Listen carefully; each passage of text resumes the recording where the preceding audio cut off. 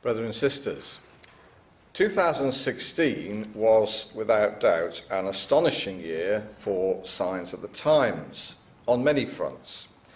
And it's already looking as though 2017 will be the same.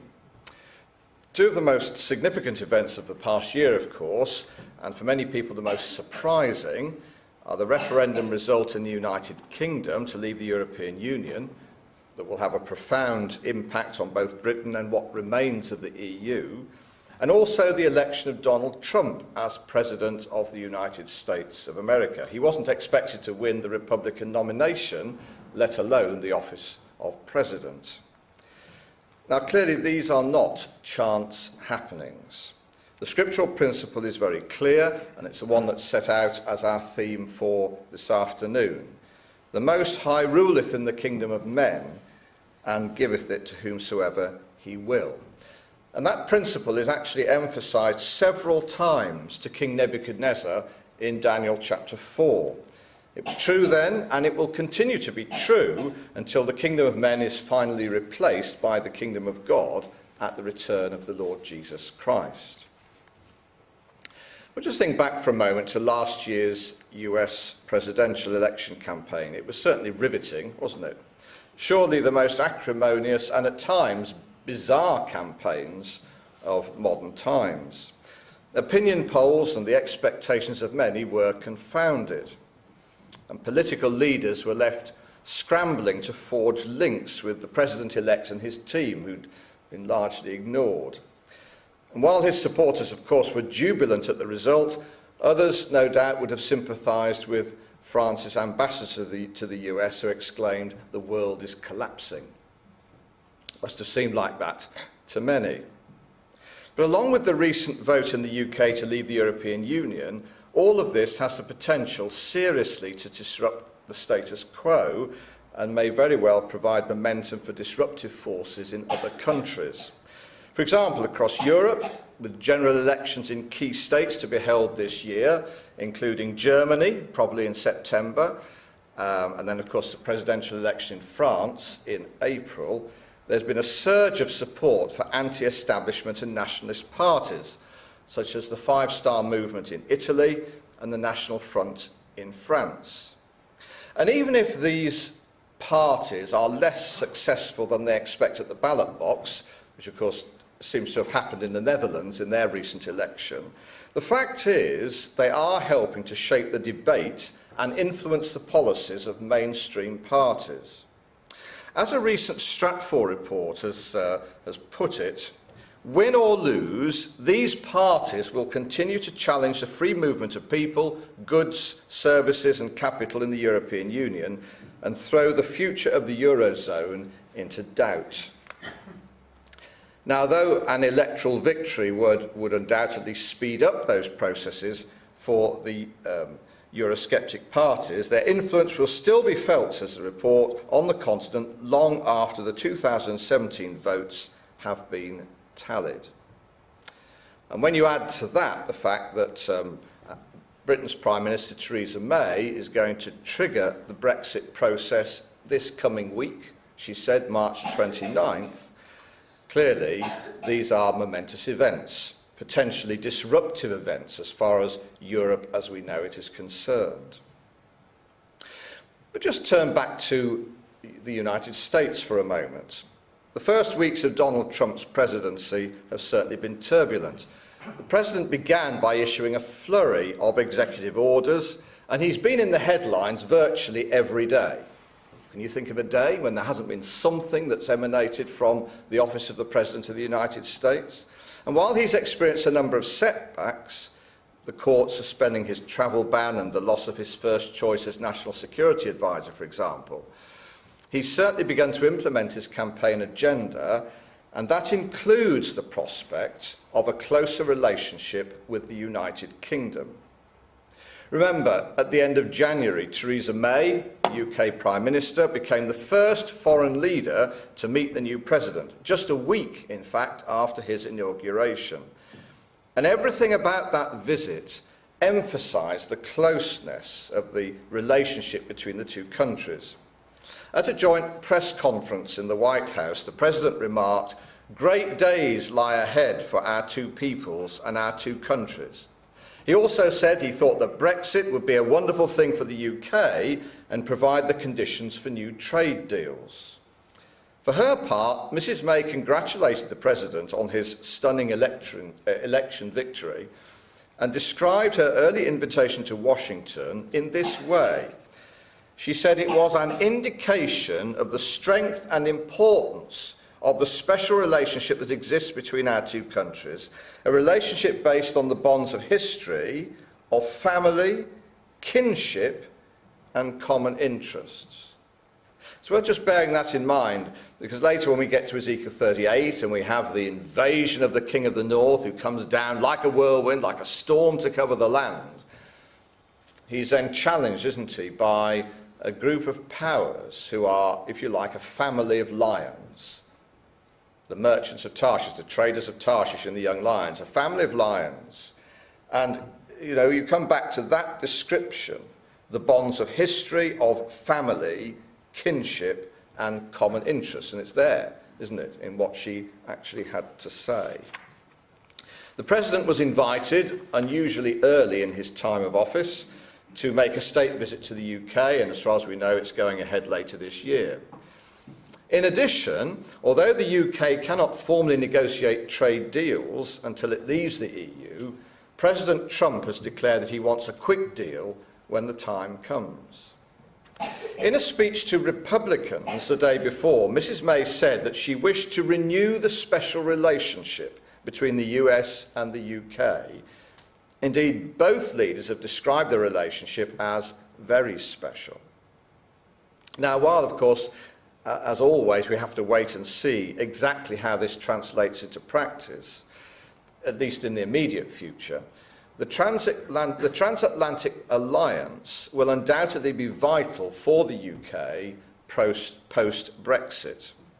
And there's a quotation here which is quite interesting. It's from the former Foreign Secretary, William Hague, and he wrote this in the Daily Telegraph in January. He said, "Every day, all over the world, whatever our ambassadors and soldiers are doing, they are usually doing it in concert with our transatlantic cousins. And our business with America is greater than that with any other single country, even before attempting a special trade deal. The alliance with the USA is the one relationship the UK has that is truly indispensable." In addition, the UK is trying now to strengthen its relationship with the Commonwealth. The Commonwealth, well, there we have, it's a group of 52 nations. Queen is head of state of 16 of those. Most member states having previously been part of the British Empire, with a combined population of 2.2 billion, covering 6 continents. It occupies almost a quarter of the world's landmass, and its combined GDP is £6.9 trillion. More recently, the Daily Telegraph reported, in fact earlier this month, that on the first Commonwealth Day since the EU referendum, Theresa May made it clear, in a speech that she gave, that the Commonwealth will play an increasingly important role in Britain's trading future, with trade between member countries projected to be worth £820 billion by 2020, so said the Daily Telegraph. The Foreign Secretary, Boris Johnson, has said that the Commonwealth and EU are level pegging in their gross domestic product, with the Commonwealth growing far faster, he said. Leaving the EU would enable Britain to do deals with Commonwealth countries that until now have been dictated by EU trade agreements. So all of this is going on now behind the scenes. There is a real attempt on Britain's part to strengthen her links with the Commonwealth. Of course, that was a relationship that was severely damaged when Britain decided some years ago to get involved in the European project. The Australian Commissioner to the UK, Alexander Downer, in a newspaper article at the end of last year, wrote of the sadness that was felt when Britain deserted, he says, those Commonwealth countries which had stood by her in her darkest hour. In 2 world wars, New Zealand, Australia and Canada, with India, South Africa and other members of the then empire, sent thousands upon thousands of troops, airmen and sailors to help save Britain. Despite this sacrifice, he says, the attitude of the Heath government in the 70s was, so what? Government is about the national interest, not emotion. Britain had to make its future in Europe, and we could make our future somewhere else, said the Australian High Commissioner. Well, that in fact was not the attitude of British politicians in the years immediately following the Second World War. We just cast our minds back now, and I know some of you are well able to do this, to 1946. The empire was still intact, and Britain still had a worldwide military presence, with troops in Germany, Greece, India, Egypt, Palestine, Iran, Singapore, and Malaya. However, for a country that was exhausted by war, in the years following, most of the empire gained independence, beginning with India in 1947. The majority of the newly independent states, however, decided to remain within the Commonwealth. Britain continued to play a world role, even though she was no longer the great power that she had been. Britain's humiliation in the Suez Crisis in 1956 demonstrated her difficulty in following an independent foreign policy without the approval now of the United States. You may recall, some of you, that Dean Acheson, who had been US Secretary of State under President Truman, made his famous comment in a speech in 1962 that Great Britain has lost an empire and has not yet found a role.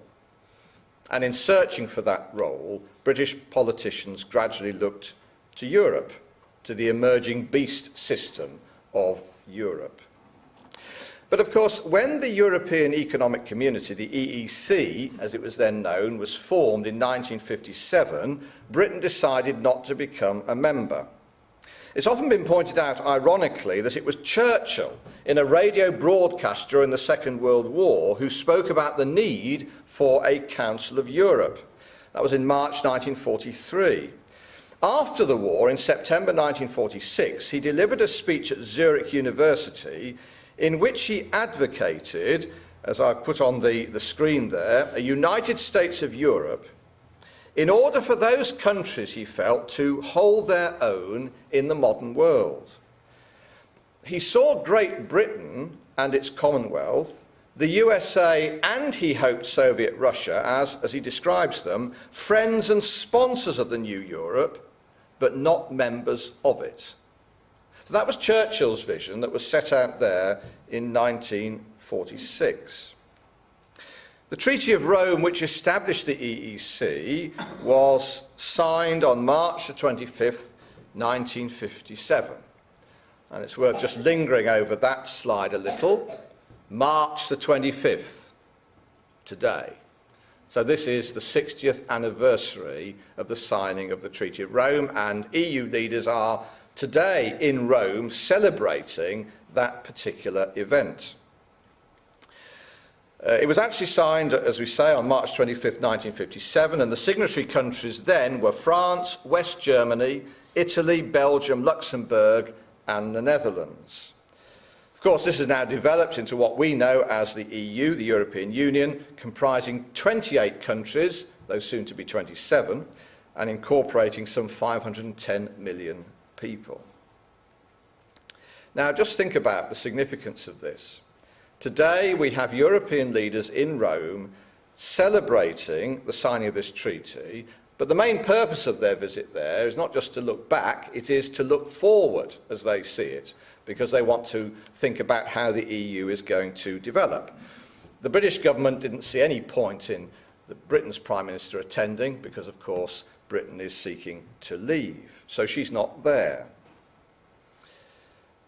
I was listening to a radio broadcast yesterday, and they were interviewing a journalist who was actually present, a British journalist who was present at that signing in 1957. And he made the comment that the following day, the leaders of the Six Nations there all trooped to see the Pope.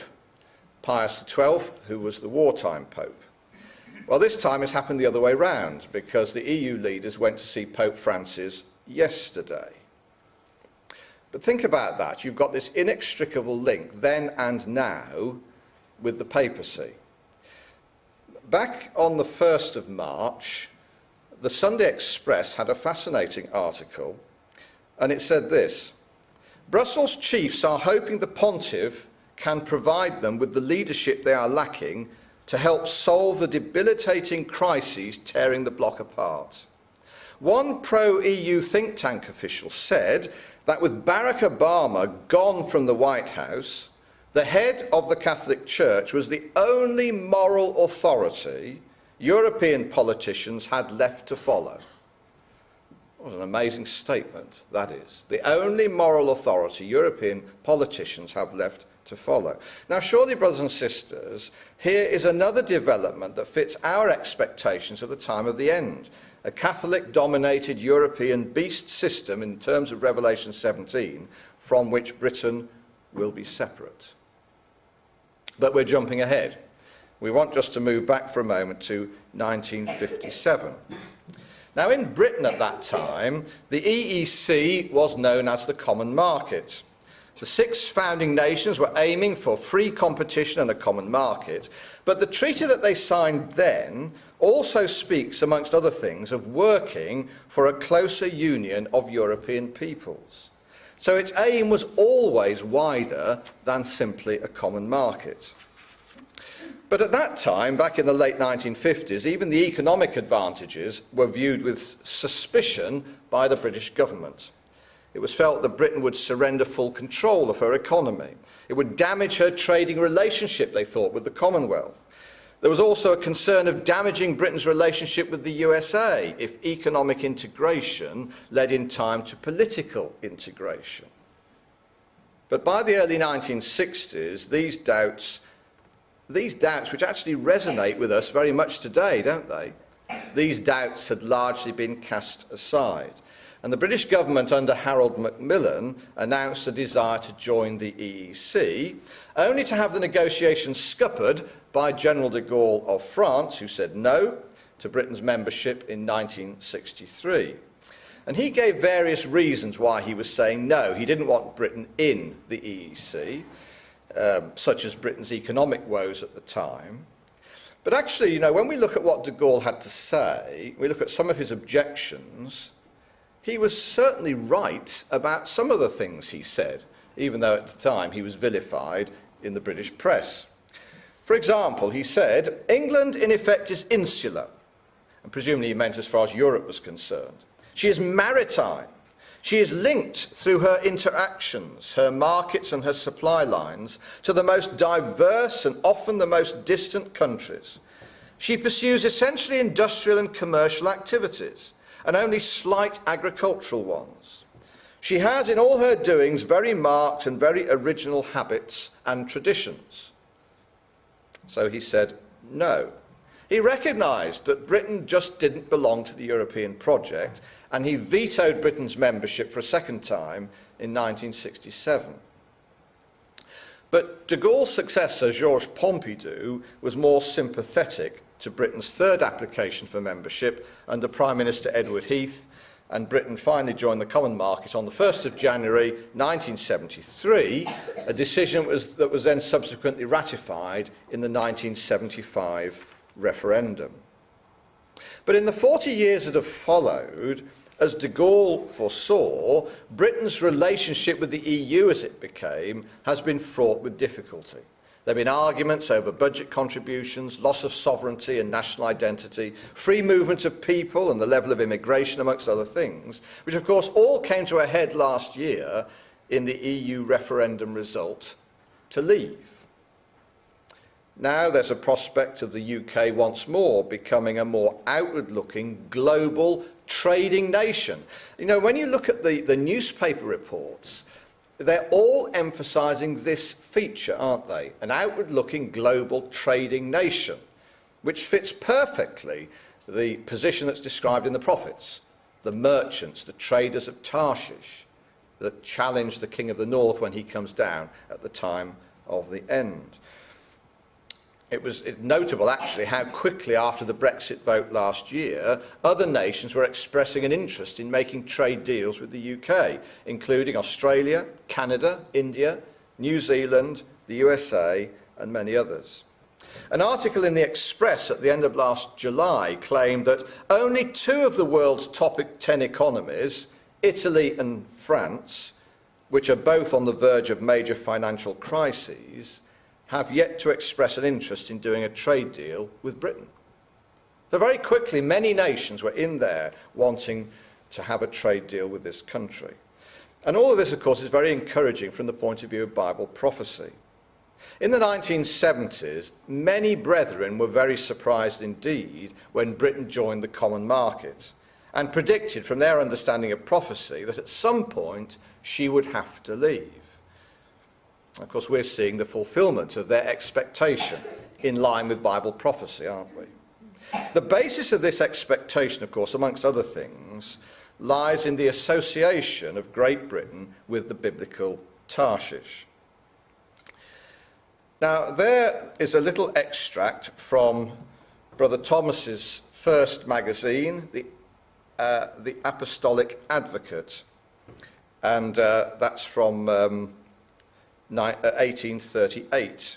That's even before he'd come to a full knowledge of the truth, but even then he makes the statement that Britain is the Tarshish of modern times. And that was a view that he continued to advocate in the years following. Take a more detailed extract now from Exposition of Daniel, and there's a very similar passage to this in Elpis Israel as well. He says, "As to Tarshish, there were 2 regions so called in the geography of the ancients. Jehoshaphat built ships at Ezion-Geber, a port on the Red Sea, that they might sail thence to Tarshish. Now it would be seen by the map that they could only sail southward, then steer east or north for India. The voyage occupied them 3 years. In the days of Solomon, the trade was shared between Israel and the Tyrians, for he had at sea a navy of Tarshish with the navy of Hiram. Once in 3 years came the navy of Tarshish, bringing gold and silver, ivory, apes and peacocks. These products, says Brother Thomas, point to India as the eastern Tarshish, a country which has always conferred maritime ascendancy on the power which has possessed its trade and been its carrier to the nations." Then he continued, "But there was also a Tarshish to the northwest of Judea. This appears in the case of Jonah, who embarked at Joppa, now Jaffa, on the Mediterranean, to flee into Tarshish from the presence of Yahweh. He could only sail towards the west. Like the eastern Tarshish, it was a country, not a city, whose merchants frequented the Tyrian fairs. Addressing Tyre, the prophet says, 'Tarshish was thy merchant by reason of the multitude of all kinds of riches. With silver, iron, tin, and lead they traded in thy fairs.' These metals, says Brother Thomas, are preeminently the products of Britain." And then he goes on to say, "The merchandise of the northern Tarshish and of the eastern identifies Britain in the north and India in the east with the 2 countries of that name." So he's very clear in his view about this association between Britain and Tarshish. It's not an identification, of course, that has always been accepted by brethren. And of course we have to accept it is a matter of interpretation. But there are, I think, a number of indications that this view is essentially correct, despite Britain's more diminished role in the world since the end of her empire. So what does the Bible tell us about Tarshish? Well, let's just take a few passages, a few there on the screen. First of all, we go back to Genesis chapter 10, and we read that Tarshish was a son of Javan, of the family of Japheth, and he inhabited the isles of the Gentiles. The isles of the Gentiles. Psalm 72 makes the same point. It says in connection with the establishment of the kingdom of God, so this Tarshish is still there at that time, "The kings of Tarshish and of the isles shall bring presents." Then we come to the third bullet point there, and we've got Jonah. Jonah chapter 1 boarded a ship to go to Tarshish. Well, it had to be a place then, didn't it?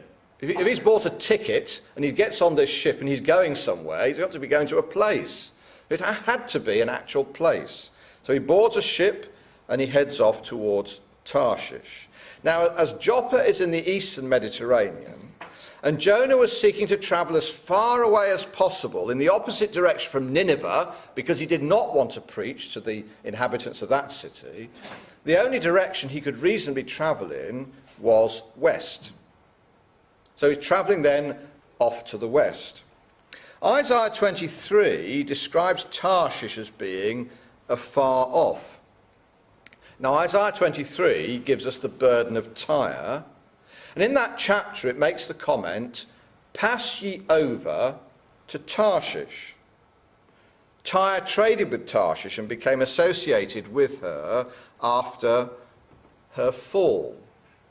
The prophets indicate that in the latter days there's going to be a counterpart of the Tyre-Tarshish power. Then just come to this passage, Ezekiel 27.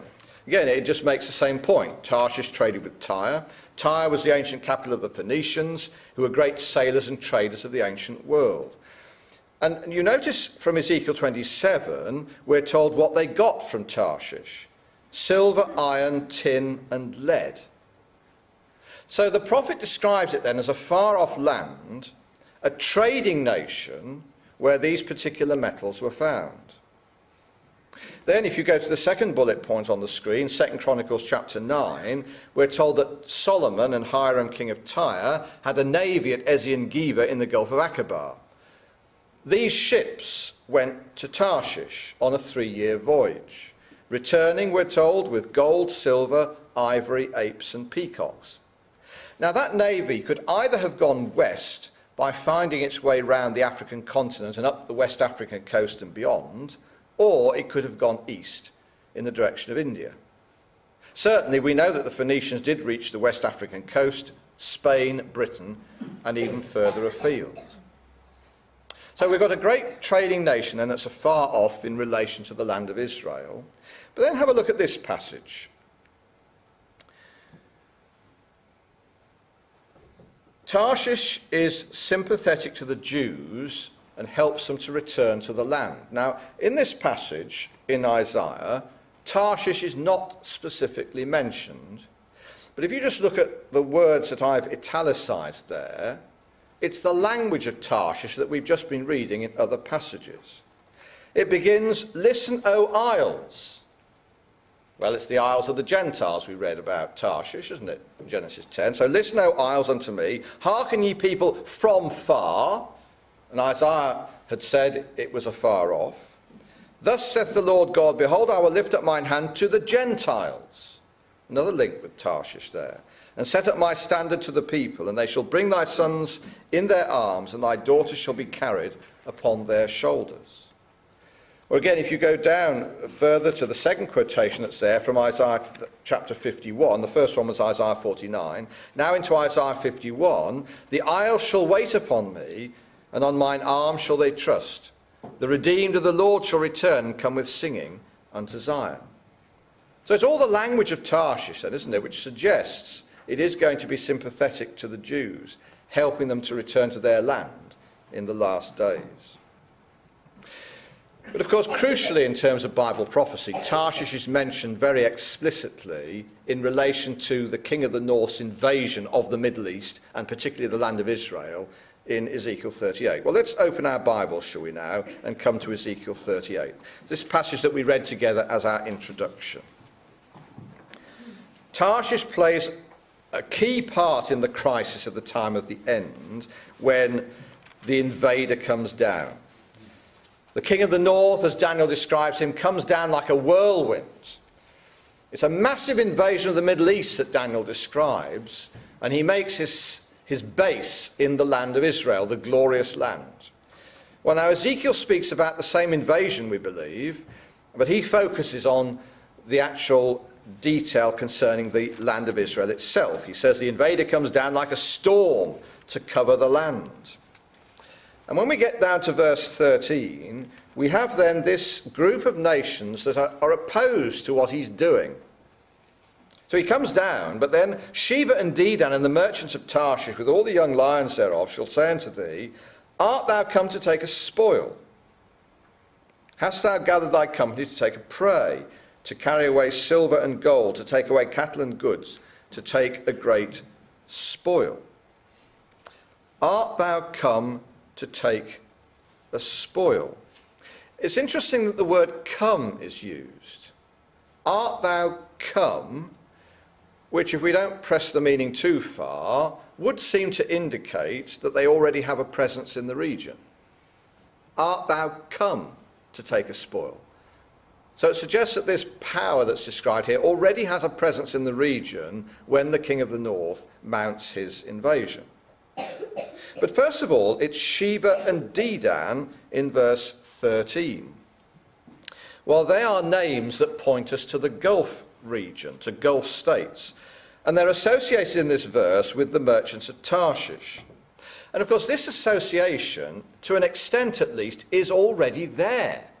This association that's described here in verse 13.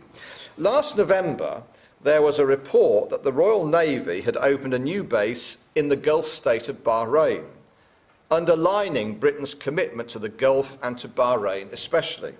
Cooperation actually between those two countries extends back more than 200 years. And today there are strong military, diplomatic and trade relations between Britain and Bahrain.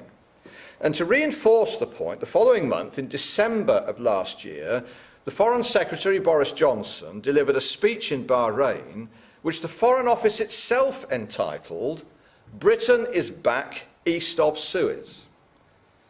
And in the speech he described the policy as building on and intensifying old relationships.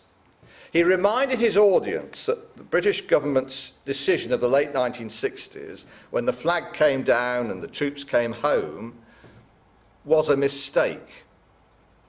He actually described it in that way. He says, we lost our focus on this part of the world, and so he said, tonight I want to acknowledge that this policy of disengagement east of Suez was a mistake. And insofar as we're now capable, he said, and we're capable of a lot, we want to reverse that policy, at least in this sense, that we recognise the strong historical attachment between Britain and the Gulf, and more importantly, we underscore the growing relevance and importance of that relationship in today's uncertain and volatile world. Well, that's Ezekiel 38, verse 13. He's reaffirming the association that's described there in that verse. And the prophets of old are very clear. At the time of the end, the time associated with the coming of Christ, a strong army from the north is indeed going to come down, is indeed going to invade the Middle East and occupy the land of Israel. Ezekiel 38, in the verses that we read, when you go back to the early verses of this chapter, speaks of it as a confederation of powers that comes into the land. And this ties in with Joel's picture of the latter days. He says that one of the features of the time of the end is that nations will arm themselves, beat your plowshares into swords and your pruning hooks into spears. This is going to allow the weak to say, I am strong. And Ezekiel 38 identifies a number of smaller powers in league with Gog. And no doubt the weaker ones will consider themselves to be strong in this alliance. And of course, as we know, Ezekiel suggests that this confederacy will be led by Russia, Rosh, Meshech and Tubal, as it is back in verse 2. He's going to come like a cloud to cover the land. It's going to be an overwhelming force. A whirlwind, Daniel 11 describes it as. And amongst the nations in support are going to be Persia, Ethiopia, and Libya in verse 5. Ezekiel further indicates that this power is going to be challenged diplomatically, but ineffectively, by a group of nations who are opposed to his invasion, those more sympathetic to Israel, such as Britain, Australia, the US and Canada and so on, referred to in verse 13 as the merchants of Tarshish with all the young lions. So that old First World War poster that no doubt we've all seen many times before is very appropriate, isn't it? It sets out the picture so well. Interestingly, if you just look at the text on the left-hand side there, Rotherham's translation, verse 13, is, the traders of Tarshish and all her young lions. And so it just emphasises the fact that what is described for us in verse 13 is a Gentile family of lions, of nations. And the term is used of nations by Ezekiel elsewhere. I just want to flick back for a moment to chapter 32. Just take one example. Chapter 32 and verse 2. The prophet says, Ezekiel 32 verse 2, "Son of man, take up a lamentation for Pharaoh king of Egypt, and say unto him, Thou art like a young lion of the nations," and so on. So there, you've got Egypt spoken of using this particular term. And so it's no surprise, is it, when we come back to Ezekiel 38 verse 13, we have this figure of a lion used for nations. It's talking here about a family of nations who are opposed to the Gogian invasion.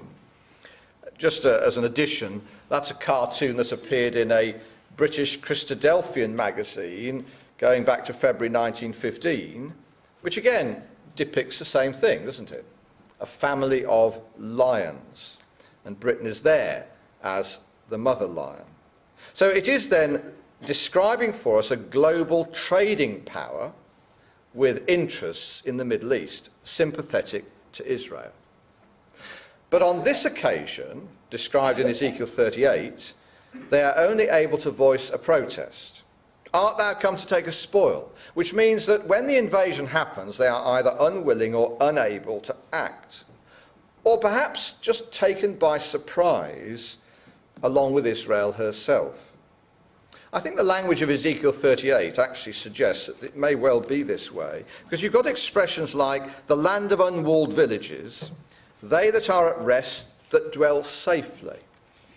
So it almost seems as though that they're all completely taken by surprise. They're not expecting this invasion when it happens.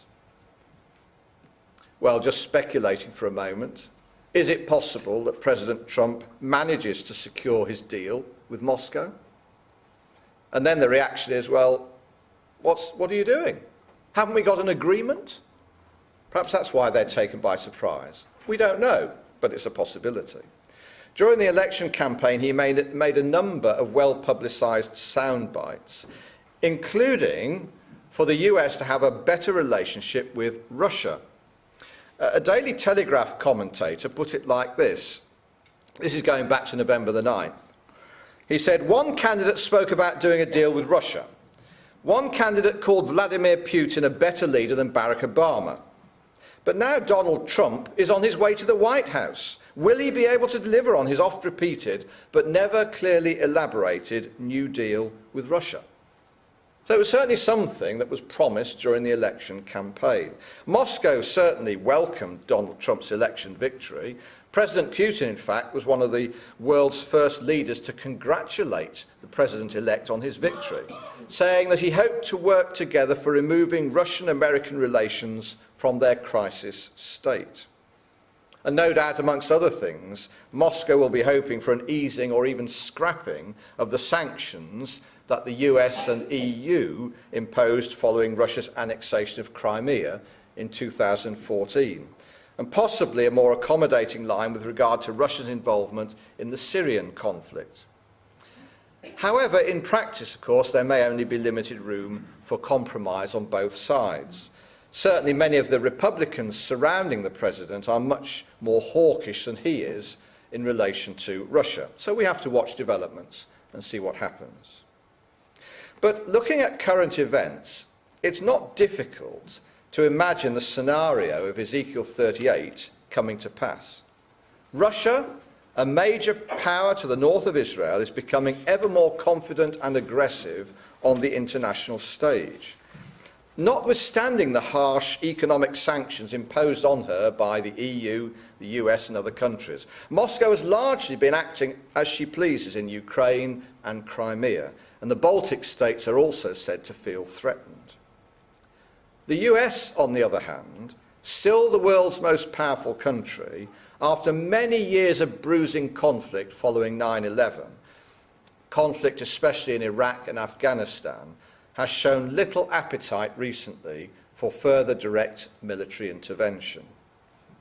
At the same time, under the previous US administration, becoming more self-sufficient in energy and less dependent on the oil-rich Gulf states, the US has been busy courting Iran, and in the process alienating its traditional supporters in the Middle East, including Israel.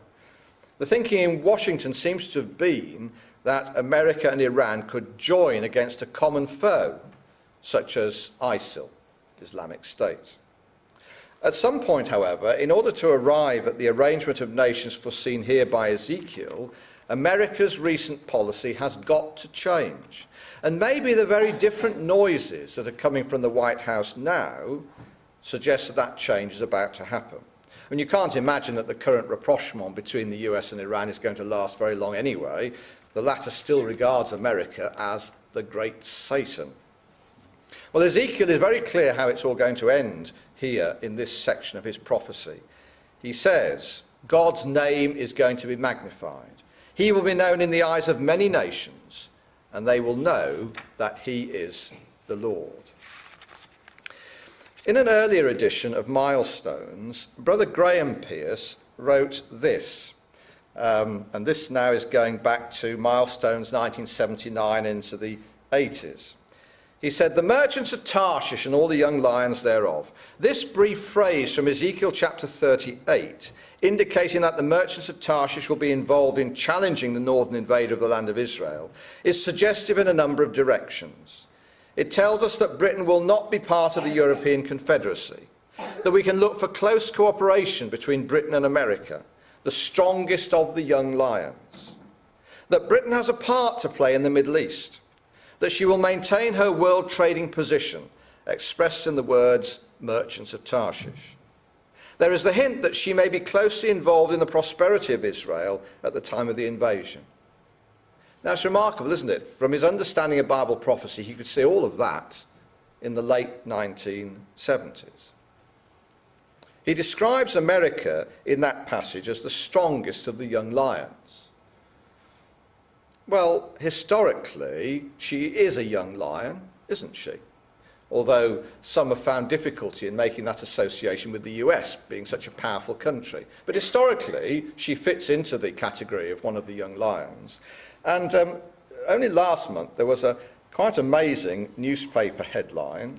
In fact, a number of news outlets, the Daily Telegraph put this out as an exclusive, but it was only exclusive for a matter of minutes, because other news outlets then caught on to it. It said, the United States could become an associate member of the Commonwealth. And then the report said, the Royal Commonwealth Society is making plans to open a branch in the United States, with a view to one day bringing America into the fold as an associate member. The project, which is said to be backed by the Queen, has come about in part as a result of Donald Trump's fondness for Britain and the royal family. It comes amid efforts to develop the Commonwealth as a tool for building relationships on everything from foreign policy to trade, back with trade again, following Britain's exit from the European Union. So it's not unreasonable, is it, to think of the description of the US as the strongest of the young lions, but a young lion nonetheless. So it is a powerful trading bloc, and yet, brethren and sisters, at some point, this Tarshish power, along with many others, has got to be humbled. Just come back to the Psalms, if you will, to Psalm 48. The psalmist talks about this humbling.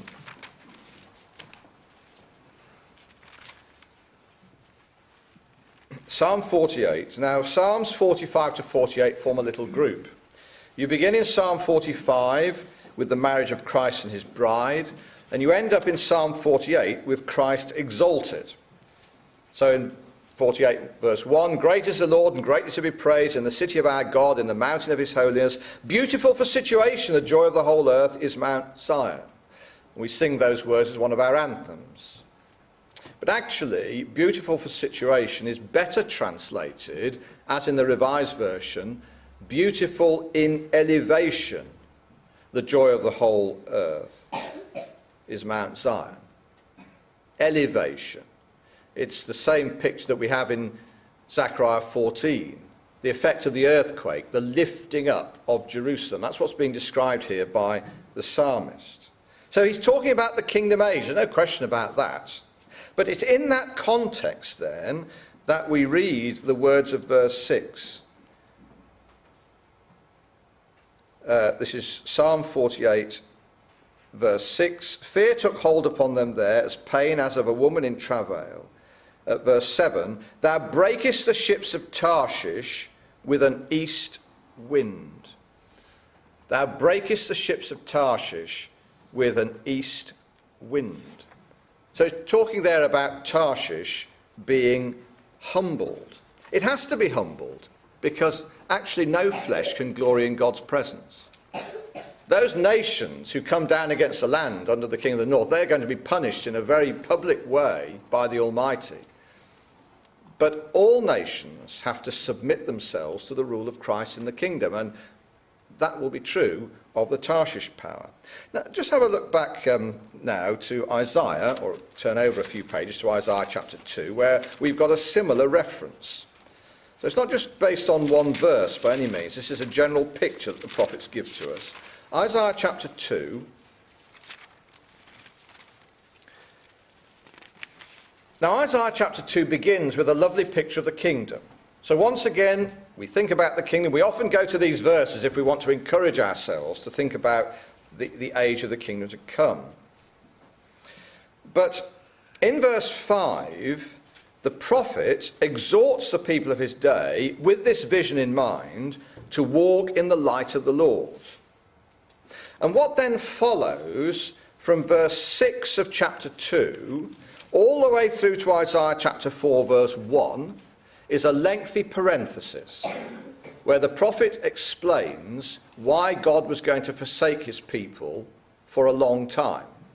It's because of their faithlessness. And then when you get to Isaiah 4 verse 2, you're back where you started with a vision of the kingdom. So that's the way in which these early chapters are laid out.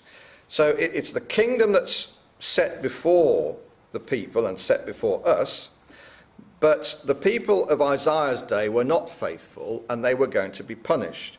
And you notice there's a reference to Tarshish in verse 16.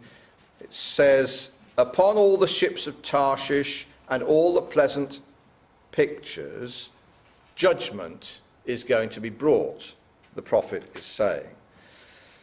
It presents a picture actually of a nation to whom the prophet was speaking that was wealthy, trusting in its own strength.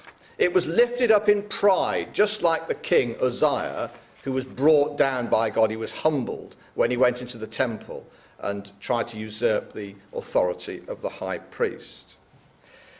But this chapter also goes on to speak about a greater judgment to come, not just a judgment in Isaiah's day. Just have a look at verse 12 of Isaiah 2.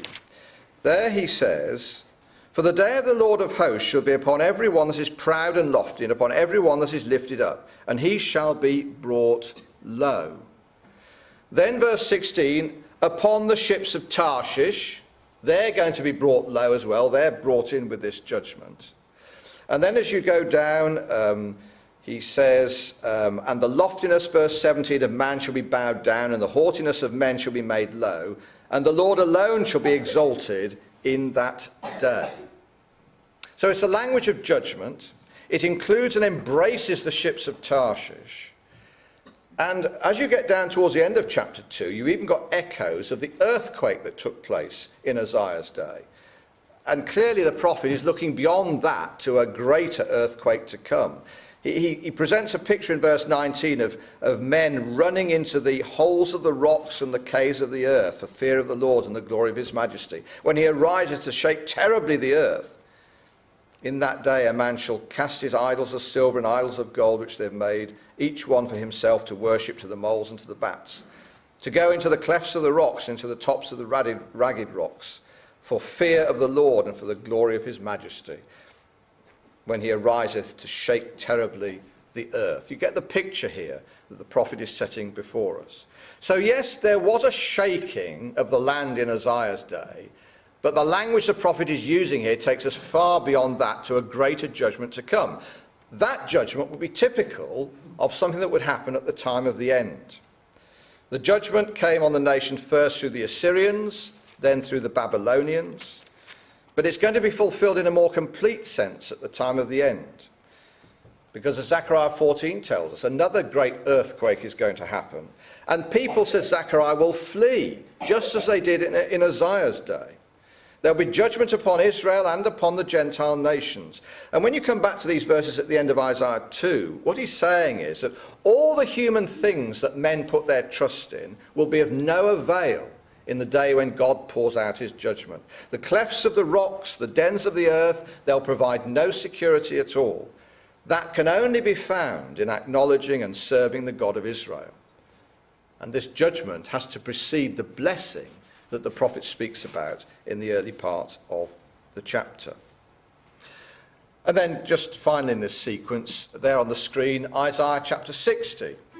It speaks about a restoration for Tarshish in the kingdom age, when the resources of Tarshish are placed at the disposal of the king. So clearly it's a power then, a power block that submits quickly to Christ in the day of his power. Well, just thinking about those passages, unsurprisingly, Britain's role on the world stage is really the subject of much comment at the present time, especially following the Brexit vote.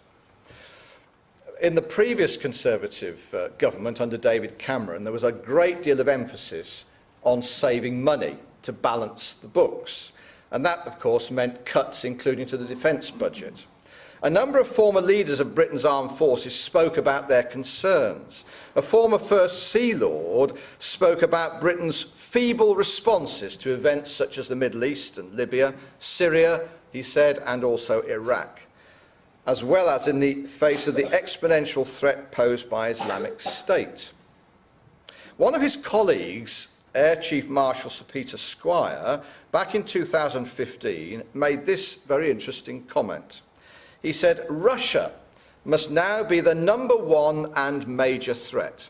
What is going on in Eastern Europe, in Ukraine and so forth, could spill over into a major conflict. We ought to be very conscious of that. Of course, there are other threats around the world, such as ISIL, which we've got to come to terms with. But at the end of the day, he said, the one that could destroy this country is Russia. So just simply on a human level, there you've got an Air Chief Marshal in this country, Sir Peter Squire, making the case that Russia has to be seen as a key foe. Well, that's the picture, isn't it, of Ezekiel chapter 13. Brexit certainly has the potential to encourage Britain to increase her world role and adopt a more independent role in the world. So we have to watch developments. I want to finish now, because my time is up, by coming to Luke chapter 21. Just a slightly different tack, but I think it's just worth focusing on this just in the last couple of minutes. The Lord Jesus Christ speaks about signs of the times.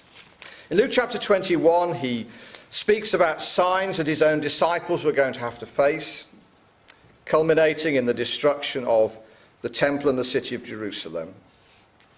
And then he goes beyond that to speak about signs of the last days in verse 25. Signs in the sun, the moon and the stars, and upon earth distress of nations with perplexity, the sea and the waves roaring, the movement of people. Men's hearts failing them for fear and for looking after those things which are coming in the earth, for the powers of heaven shall be shaken. And surely, in these days, haven't we been seeing a fulfillment of these words? So many events have been taking place that seemed, humanly speaking, so unlikely to happen. And yet it's all working towards the end that God has promised. And then he says to his disciples, when these things begin to come to pass, then look up and lift up your heads, for your redemption draweth nigh. So for us, brothers and sisters, whatever's going on in the world around us, however fearful people may become, however uncertain things may be, we have the confidence of knowing that they are all in God's control, and that we can look up and lift up our heads, because surely our redemption draws nigh.